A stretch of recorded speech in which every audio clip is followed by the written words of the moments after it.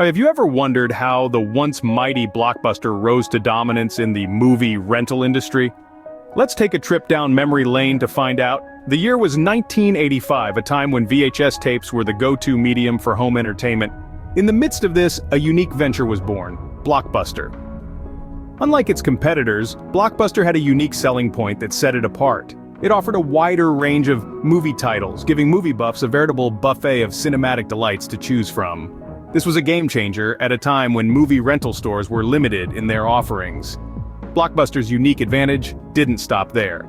The company embarked on a rapid expansion during the late 80s and 90s. It was a time of growth and prosperity, with Blockbuster stores popping up in neighborhoods across the country. Their blue and yellow logo became a beacon for movie lovers, and soon, Blockbuster became more than a store. It became a household name. Through savvy business moves and a keen understanding of their customer base, Blockbuster was able to tap into the zeitgeist of the time. Their stores were not just places to rent movies, they were hubs of entertainment, places where families and friends gathered to pick out their weekend entertainment.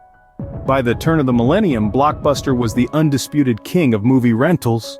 But could it maintain its crown? Stay tuned to find out what happens next in this tale of rise and fall.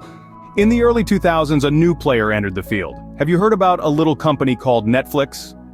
This was no ordinary startup. Netflix was a disruptor, a game changer. Offering DVD rentals by mail, it presented a novel approach to movie rentals that was starkly different from the traditional Blockbuster model. But the true innovation was still to come: online streaming.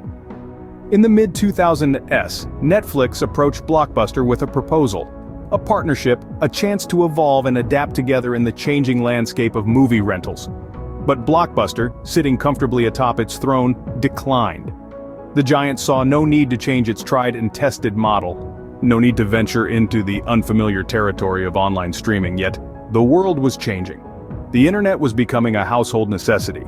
And with it, the consumption habits of movie lovers around the world. The convenience of watching a film at any time, from anywhere, was too enticing to resist.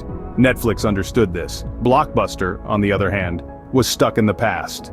Despite the shifting sands, Blockbuster remained stubbornly rooted in its ways, refusing to adapt. It wasn't until 2004, when Netflix's popularity was already soaring, that Blockbuster attempted to launch its online service.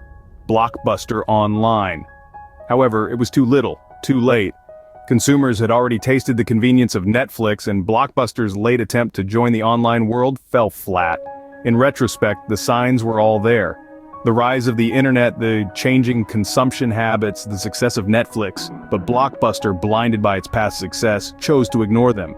It refused to acknowledge the potential of online streaming, to embrace the future of movie rentals, and this, dear listeners, was Blockbuster's first misstep, the beginning of its end.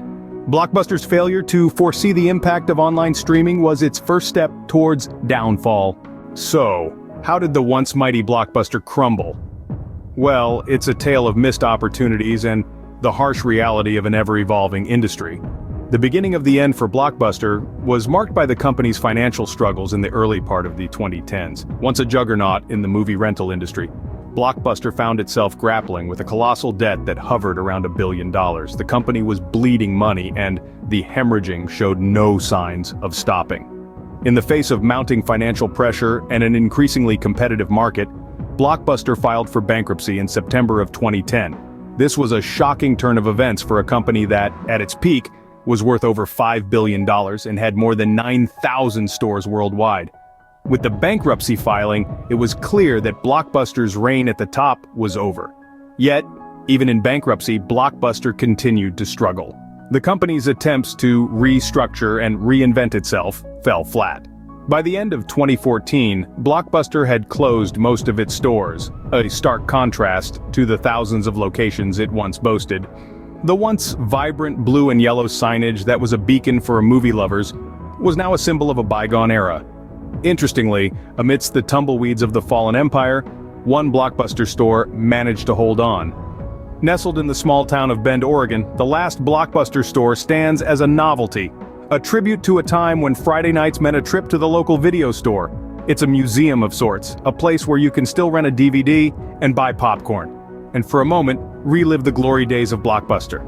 Blockbuster, once a titan of the movie rental industry, was reduced to a relic of the past.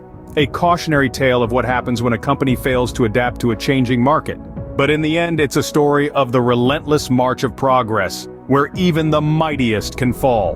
With Blockbuster out of the picture, what happened to the movie rental industry? The landscape of movie consumption was drastically changed, not by another rental giant, but by a new breed of entertainment providers, on-demand streaming services. Enter stage left, the likes of Netflix, Amazon Prime, and Hulu. These platforms, the successors of the movie rental throne, offered a new and improved way of delivering entertainment. No more late fees, no more driving to the store in your pajamas, and certainly no more fretting over scratched DVDs. Instead, consumers found themselves with access to vast libraries of films and television shows at the click of a button, all from the comfort of home. These streaming services revolutionized our media consumption habits, rendering the traditional model of movie rentals obsolete. They offered a more personalized, convenient, and expansive movie-watching experience. The consumer was no longer at the mercy of store hours or limited stock, but had control over what, when, and where they watched.